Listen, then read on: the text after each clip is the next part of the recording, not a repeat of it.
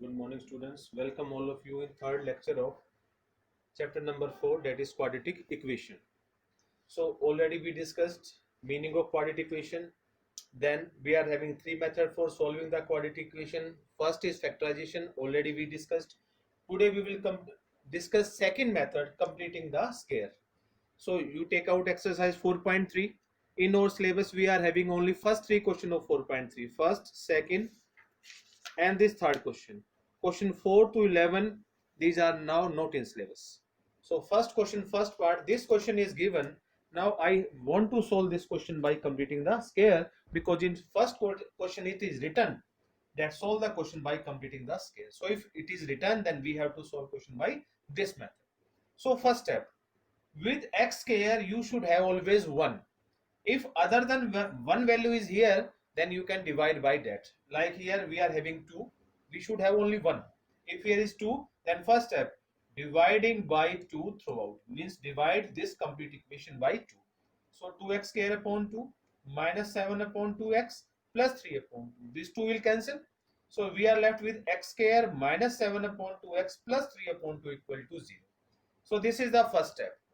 Now second step, with x, whatever value is present, leave the sign, whatever value is present with x, take the half of this value and then add its square and then subtract its square. Means if this is 7 upon 2, half of 7 upon 2 is 7 upon 4. These two value will remain as it is. Half of 7 upon 2 is 7 upon 4. Then take its square with plus sign, take its square with minus sign, then this value as it is. Again, we are having two important steps. First step, whatever value with x square is present, divide the complete equation by that value. So 2x square upon 2 x square, this is 7 upon 2x, 3 upon 2. Now whatever value is with x, leave the sign, take the half of this value, then first you have to add its square, then subtract its square. First two value will remain as it is, then half of this square add, then half of its square subtract.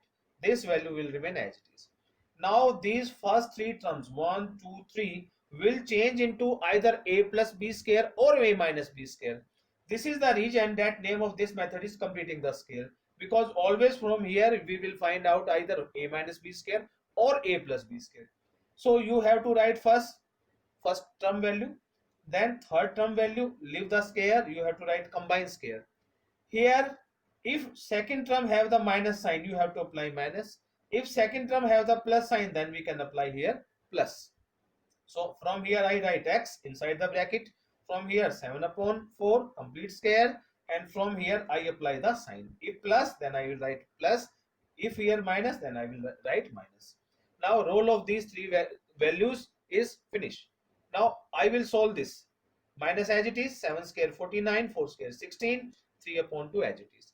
Now take this square on left hand side and shift these two value to right hand side. This will become plus and this value will become minus. Again I will take LCM here. This will remain as it is, 16 LCM.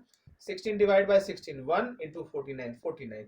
16 divided by 2, 8 into minus 3, minus 24. So you will get 25 upon 16, this value as it is. So if I remove square from here, then I have to apply here plus, minus and square root. Here square, so plus minus always you have to apply, then square root. So this will remain as it is, plus minus square root of 25 is 5, square root of 16 is 4. When you find out square root of this value, then apply this line, x minus 4 as it is, take the plus value of 5 upon 4, then x minus 4 as it is, take the minus value of 5 upon 4.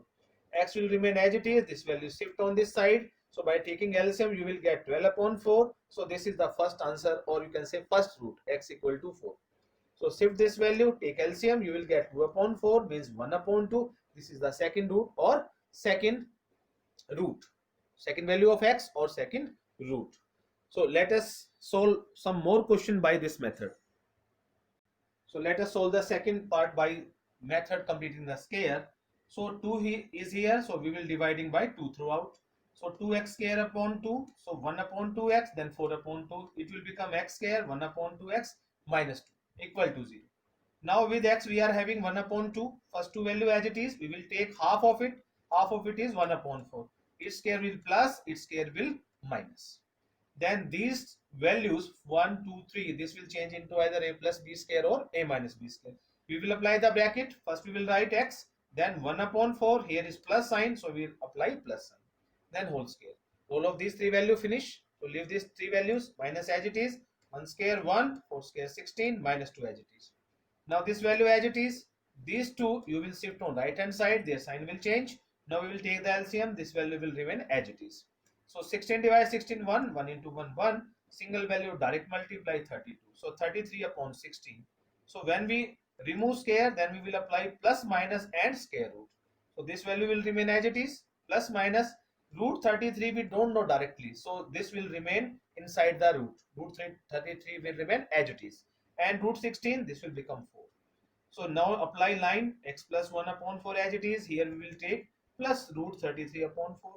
X plus 1 upon 4 as it is. Here we will take minus root 33 upon 4.